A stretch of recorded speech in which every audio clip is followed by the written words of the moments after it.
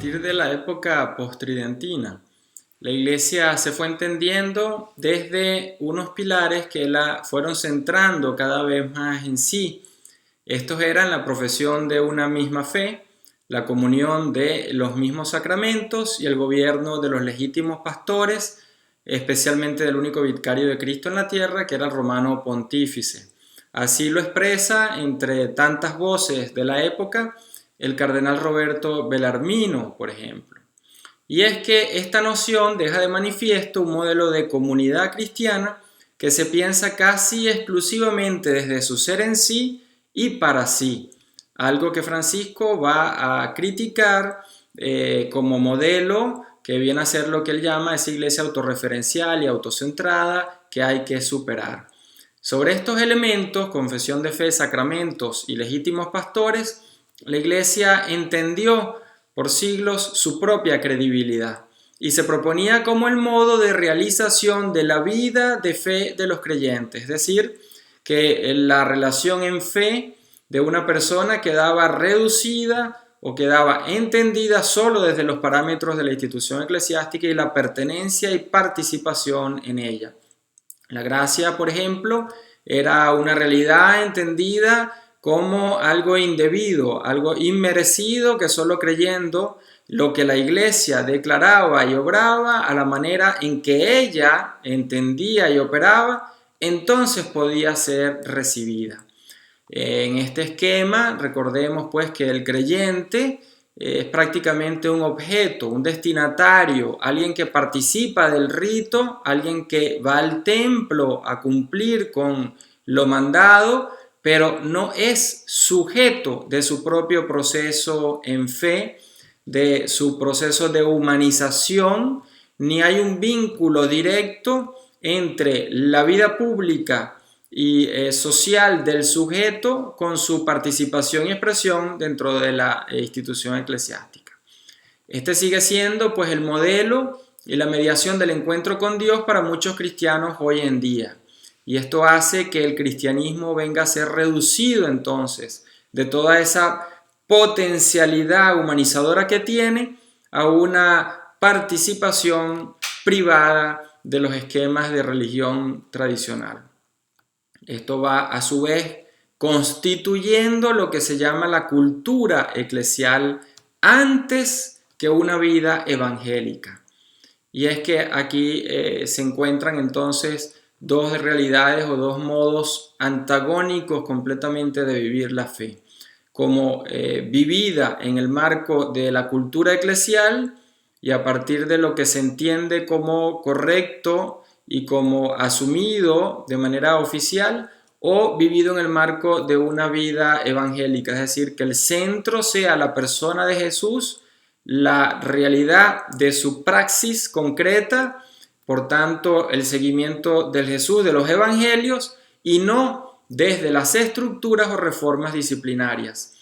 En este contexto es donde Francisco precisamente quiere entonces ubicar el espíritu de los procesos de reforma, no desde la visión disciplinaria y doctrinaria que Trento asumió, sino desde el cambio de la mentalidad clerical, desde la superación de la cultura clerical dominante por relaciones horizontales en el marco de una simbiosis intercultural que responda a un modelo de iglesia como pueblo de Dios en medio y con los pueblos de la tierra.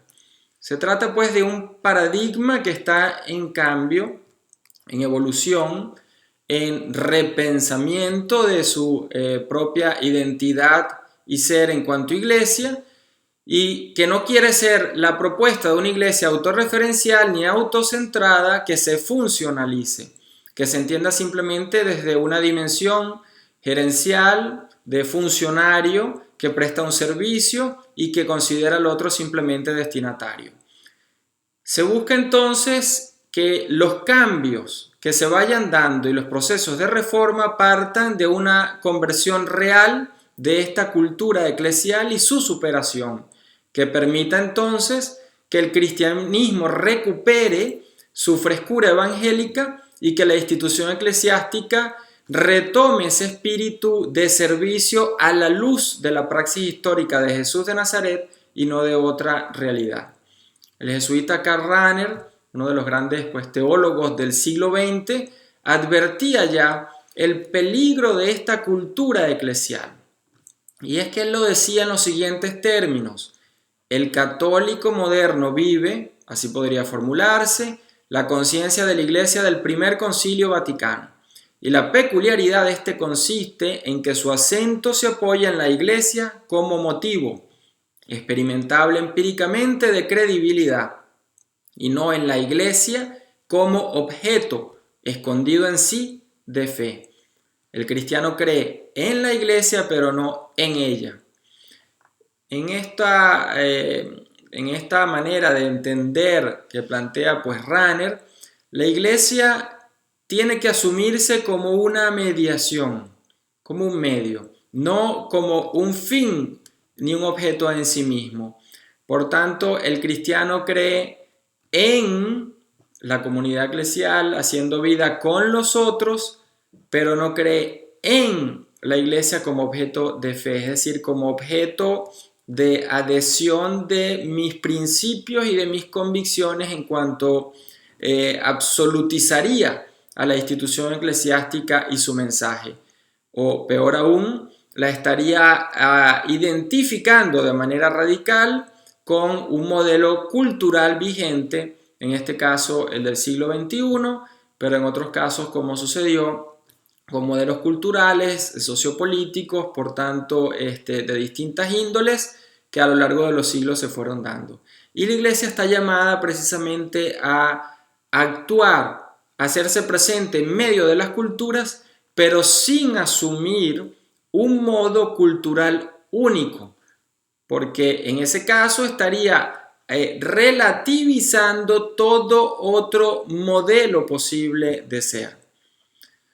Continúa Rahner y con este mensaje tan interesante que invito a leer, ¿no?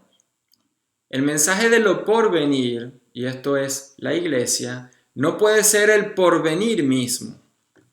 La Iglesia del tiempo no es igual de grande que el reino de Dios de la eternidad.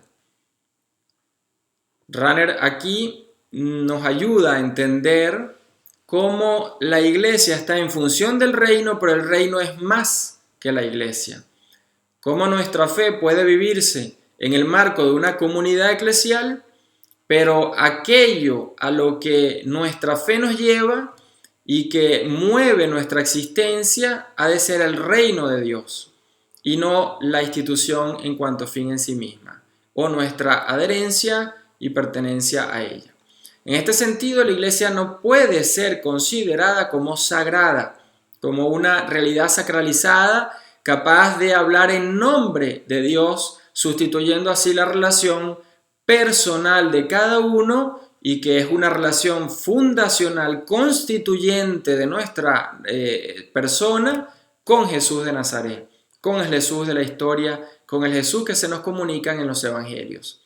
Así lo recuerdan también algunos textos del magisterio latinoamericano.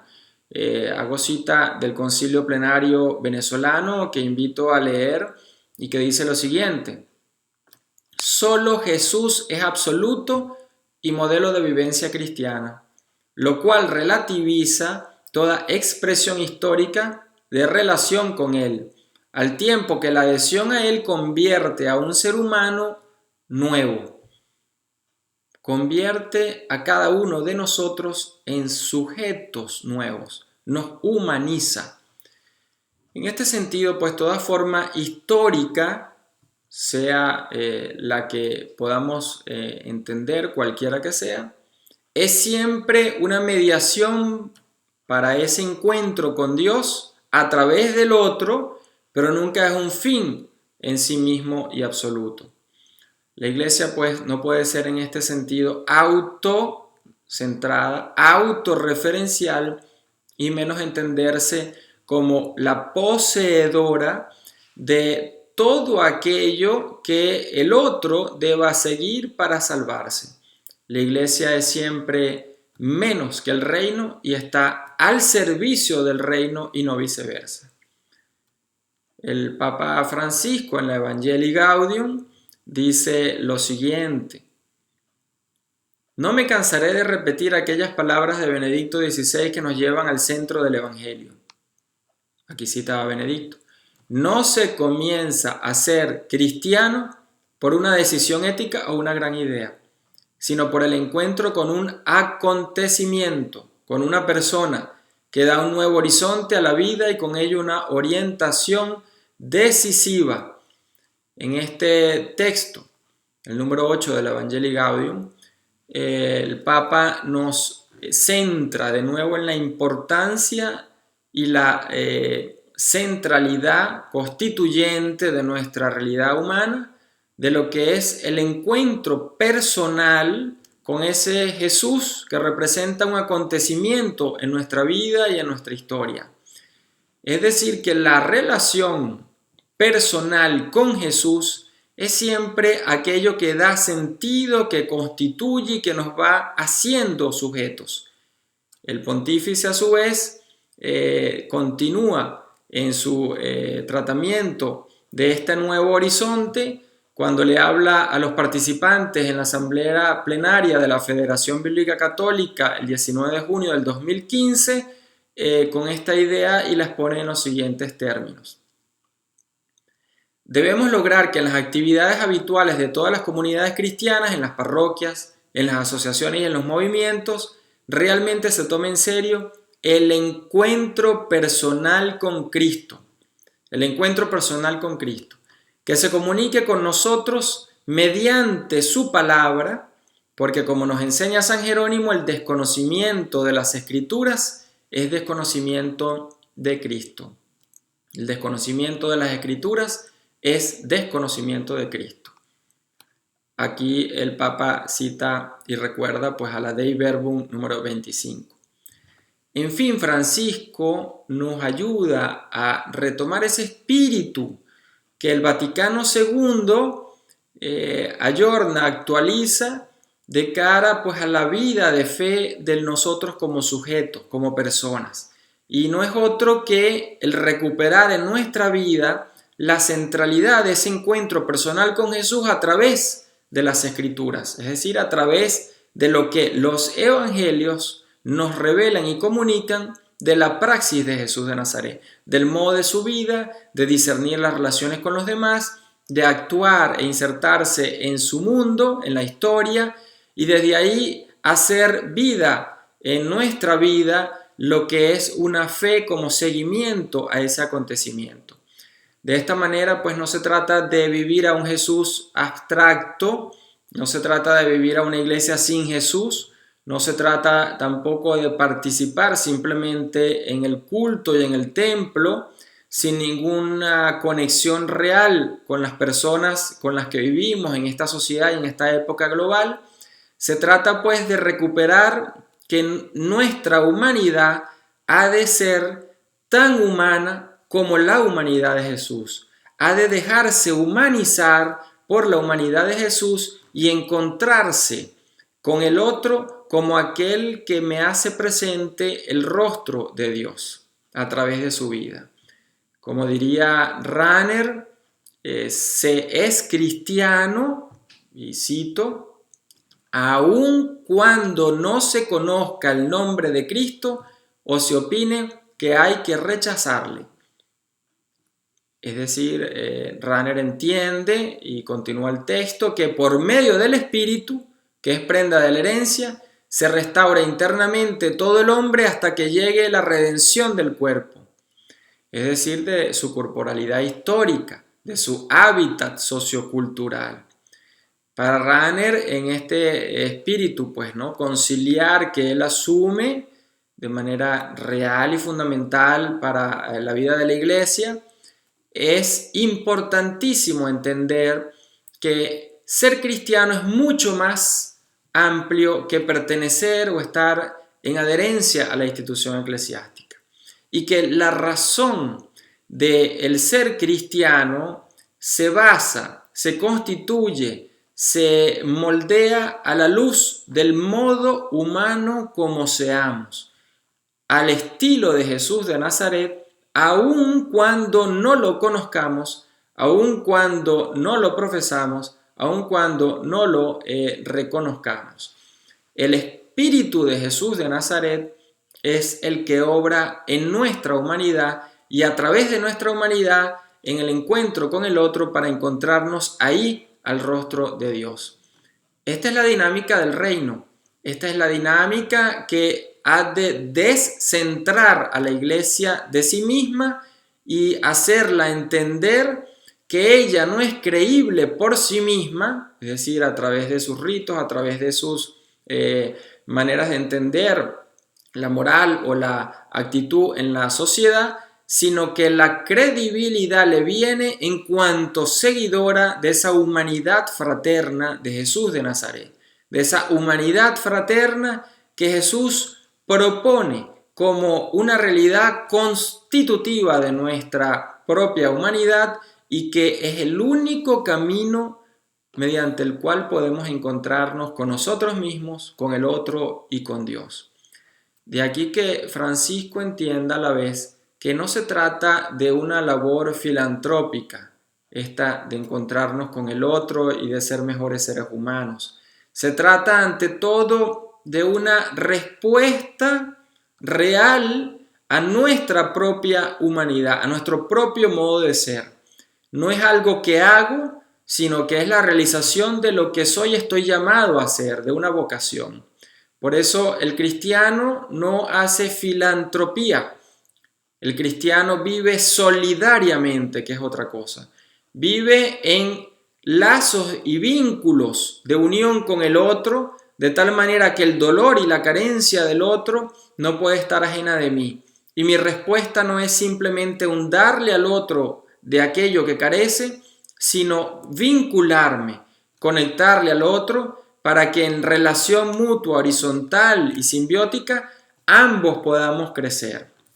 En este sentido, la solidaridad es la relación que nos vincula o que nos ha de unir al otro en su realidad concreta y en sus problemas, en sus esperanzas, en sus gozos y en sus tristezas y en sus necesidades, y no simplemente una relación externa y puntual como es la filantropía. Esto es algo que Francisco siempre insiste en la Evangelii Gaudium como un modo de entender que nuestra respuesta en esta época global a los grandes dramas no ha de limitarse a un simple dar algo sin tocar nuestra humanidad. Dar algo que sea más cómodo y que nos mantenga en nuestra zona siempre de seguridad y de confort, pero que no nos toque humanamente y no nos cambie humanamente y no nos permita crecer realmente como seres humanos en relación con el otro, en trato personal con el otro y no a través de algo o de alguien que me haga conocer la realidad del otro, pero no me permita tratarlo personalmente. En la Gaudium et Spes, me invito a leer pues también en el número 32, nos da esta razón que se funda en la experiencia de Jesús de Nazaret para construir y consumar a la comunidad cristiana. Dice lo siguiente: esta índole comunitaria se perfecciona y se consuma en la obra de Jesucristo. El propio Verbo encarnado quiso participar en la vida social humana. Asistió a las bodas de Caná, bajó a la casa de Zaqueo, comió con publicanos y pecadores, reveló el amor del Padre y la excesa vocación humana, evocando las relaciones más comunes de la vida social y sirviéndose del lenguaje y de las imágenes de la vida diaria corriente. Sometiéndose voluntariamente a las leyes de su patria, santificó los vínculos humanos, sobre todo los de la familia, fuente de la vida social, eligió la vida propia de un trabajador de su tiempo y de su tierra. Por ello, en su predicación mandó claramente a los hijos de Dios que se trataran como hermanos. En este texto vemos cómo Jesús asume la realidad del otro en su concretez, en su forma histórica, local, de tal manera que desde ahí es que puede vincularse y hacer llegar un mensaje de humanización. Y vemos también cómo Jesús asume la realidad absoluta del vínculo con el otro. Mi vinculación con el otro no es algo relativo a mí y a mi manera de ser o a mi manera de pensar o a ciertas opciones que pueda realizar en la vida, sino a mi propio modo humano de ser, de realizarme y de vivir esta historia.